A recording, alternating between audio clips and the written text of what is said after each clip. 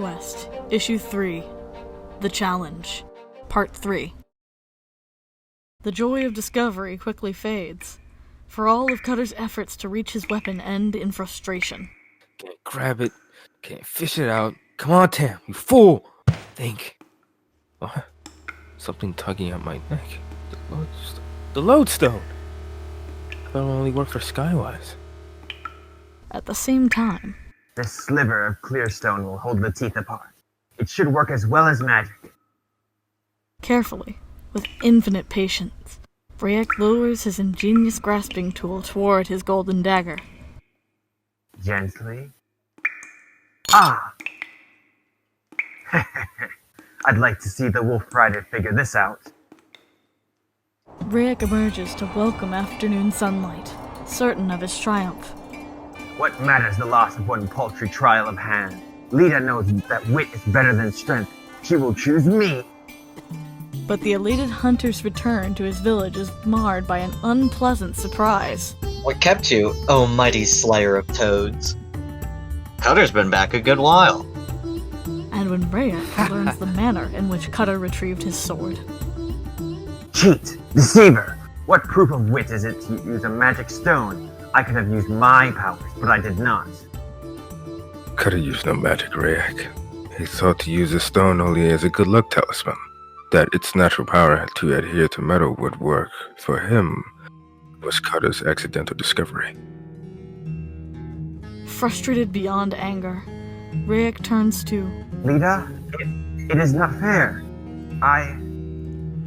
Oh, Rayek, my dear friend, I know you are wiser than the Wolf Rider, but he returned first, and Savah has ruled him the winner. It is not over yet. I still have one chance left to defeat him. Things are not as simple here as they were in the forest, are they, little cousin? We come now to the trial of heart, the last and most difficult test of all. For either of you to win, you must overcome your greatest fear. Then the contest is ended! My greatest fear is for the safety of my tribe. I would not change that if I could. How little you know yourself! Buried deep in your mind are fears that you never imagined were yours. It is from those that I shall select the appropriate test for each of you. Savah places her warm, dry fingertips against Cutter's sweating brow. He is aware that she walks quietly in the shadowed tunnels of his mind, searching for... She has found it, and Cutter is chilled by a sudden, nameless dread. She knows. Rayek's deepest thoughts, too, are probed in the same manner.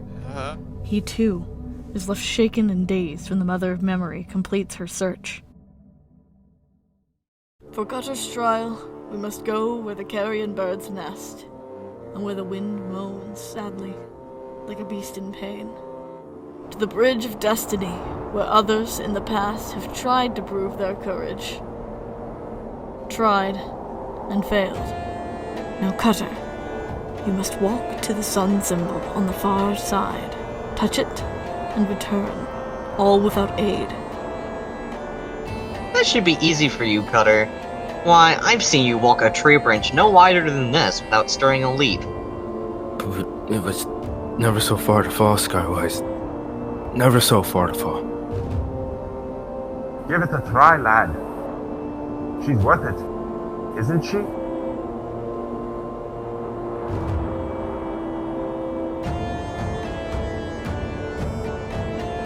Gingerly, Cutter places one shuddering foot on the slender bridge. A step is taken. Another. And another. And then, Cutter looks down. Whoa! No! He's losing his balance! Cutter, turn back, we'll help you. Here, you're safe now. Can't do it. My heart's beating like a rabbit's. Too high. Too high. Too high. This is a stupid test. I wouldn't do it for anything. Yeah, Leetah, if I die for you, what would be the sense? Don't apologize. You tried. What more should she expect? Father, this is not right. Were you hoping that kind of humiliation would soothe the indignity of your first meeting? These wolf riders will not turn on one of their own. So, the fierce wolf cowers like a frightened squirrel. Look, Leetah, what do you think now of your wild barbarian suitor? Your choice of a life mate has become easier. Rayek, what are you doing? Aha! As if a stroll across the bridge of destiny were something to be feared. See, Leetah? It is nothing.